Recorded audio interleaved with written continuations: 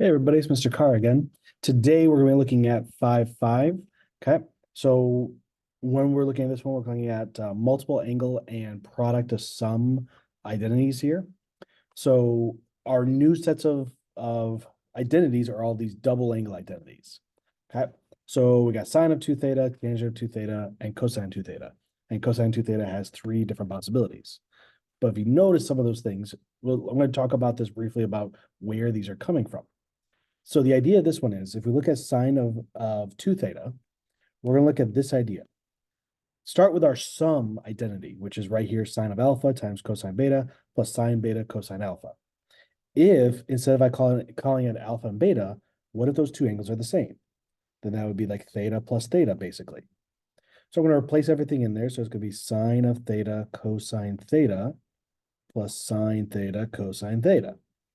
So what I'm saying here is that this is really the sine of 2 theta. Oops. And that's going to equal to two of these. So 2 times the sine of theta cosine theta. Okay. With cosine of alpha plus beta, same idea.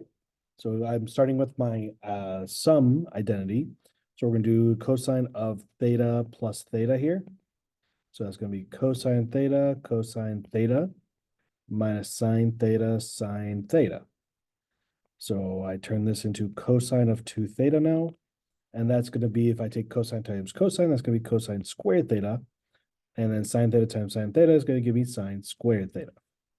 Now, I could go through and show again how we can potentially get these ideas. Okay. You know what? Might as well do that. Okay. They look a little bit different. So the thing to remember about this is we use our Pythagorean identity. So this idea that sine squared theta, whoops, plus cosine squared theta equals 1. So how I get to my other ones is this. So for example, if I use cosine squared theta is going to be 1 minus sine squared theta. If I plug that in here, I'm going to have, let's see here, cosine squared theta will be 1 minus sine squared theta. It's going to replace that minus sine squared theta. So this will turn into a negative sine squared theta minus a sine squared theta. So this turns into 1 minus 2 sine squared theta. Okay. If I do a similar process and I replace this one instead, I'm going to replace that with a 1 minus cosine squared theta. So I have cosine squared theta minus 1 minus cosine squared theta. There we go. This is a negative and a negative here, so it's going to turn into 2 times cosine squared theta minus 1. So that's where I'm getting those other ones from. All right. And same thing with tangent. So the tangent of 2 theta. So we'll do the tangent of theta plus theta here. So that'll be equal to the tangent of theta plus the tangent of theta over 1 minus tangent theta times tangent theta. So the tangent of 2 theta here is going to equal to 2 times the tangent of theta when I add those two tangents together over 1 minus the tangent squared theta. So that's where all of these new identities are coming from. So I like to go over that just so you know that it's not just some random stuff we're throwing at you. It comes from something here. Okay. So we're going to use these double angles to solve for certain, solve for these right here. Okay. So if cosine of theta is equal to 5 over 13 on the interval of 0 to pi over 2, so it's this first quadrant, just like this, find the sine of 2 theta, the cosine of 2 theta, and the tangent of 2 theta. Okay. So first thing I'm going to do is I'm going to find this last side here by a triangle. So the way I have it drawn on here, I'm going to do that. I'll call it y here. Y squared plus 5 squared is equal to 13 squared. So I can solve that out, or if I recognize it's a Pythagorean triple, I'm going to get 12 for y. So if I look back at each of my different ones, so if I do sine of 2 theta first, okay? So the sine of 2 theta in this case is going to equal to 2 times the sine of theta, which in this case is going to be 12 over 13, times the cosine of theta, which is 5 over 13. Okay, so the sine of 2 theta is I'm just going to multiply this out. So I'm going to have 12, oops, that. I'm going to have this 12 times 5 is 60. 60 times 2 is 120 over 13 squared, which is 169.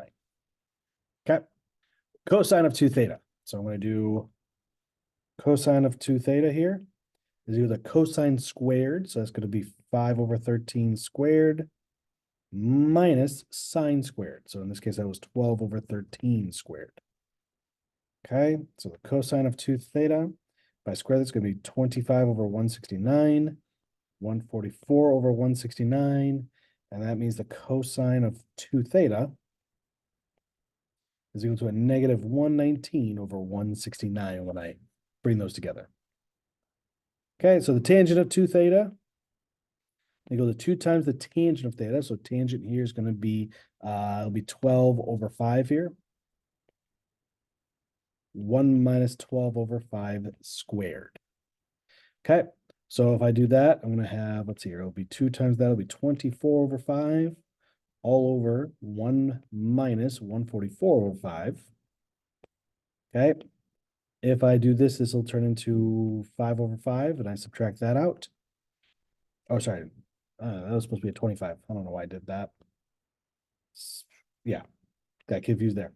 So that's going to be 25 over 25 when I rewrite the 1 here. So I subtract those out, I get 24 over 5 all over a negative 119 over 25. And to finish this off, so I'm going to go ahead and turn this into a multiplication problem.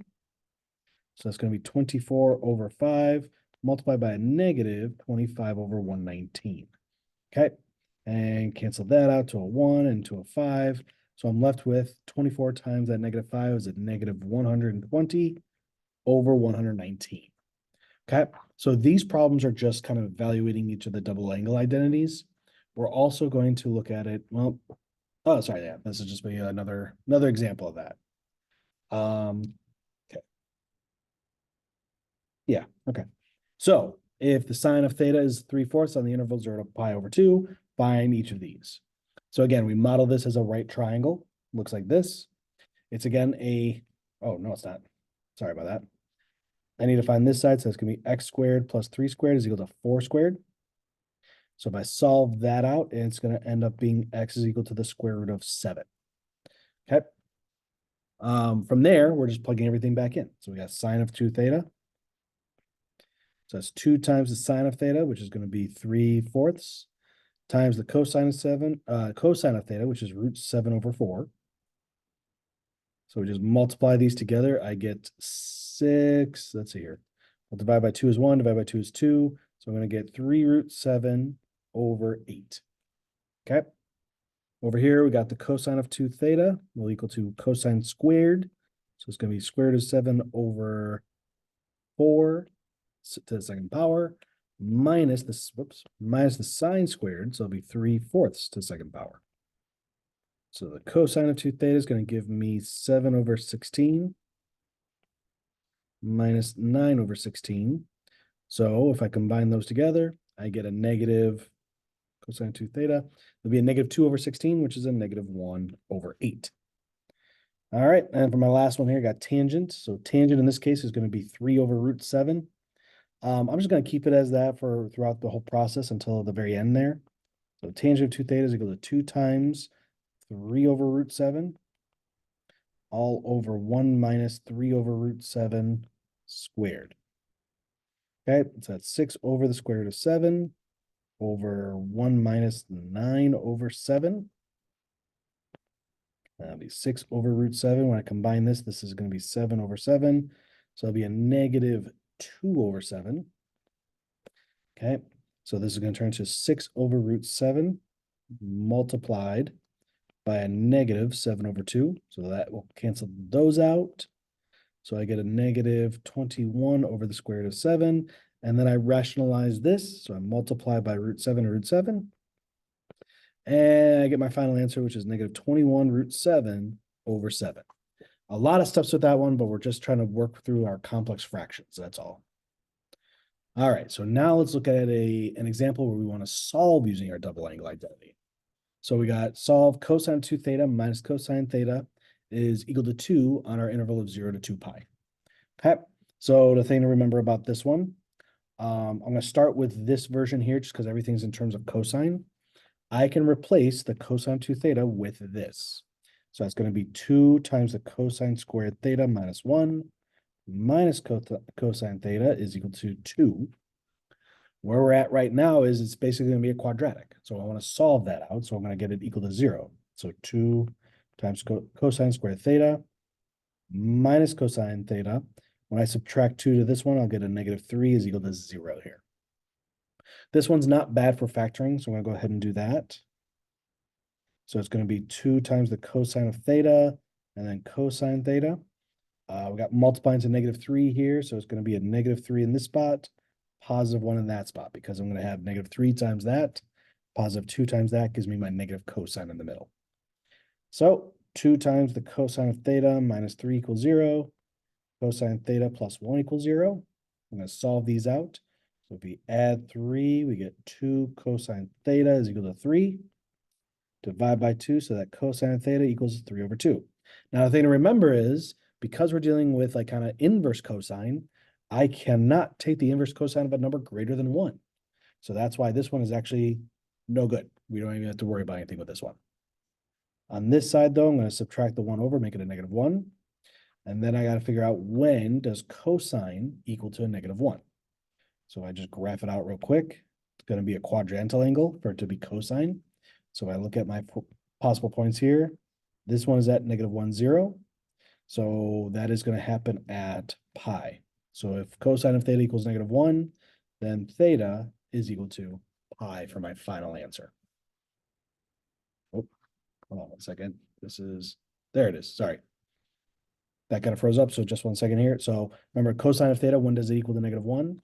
Since its cosine is in the x position here, so I figured that we put -1 on this quadrant, or on this axis, I should say. So that makes it at pi for our position. So my final answer here is cosine theta equals -1. That happens when theta is equal to pi. All right. A little better. Okay. So solve 2 times the sine of theta, cosine theta equals √2 over 2.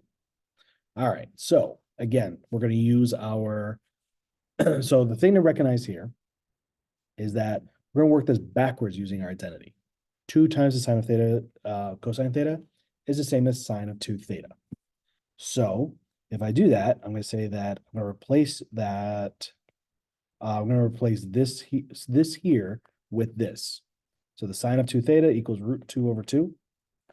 If I evaluate here, take the inverse sine of both sides here. Okay. Take the inverse sine.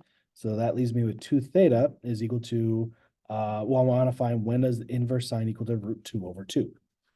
So on this interval, it happens in 2 places. Okay. It's going to happen at here and here. Okay. Happens at pi over 4 and 3 pi over 4.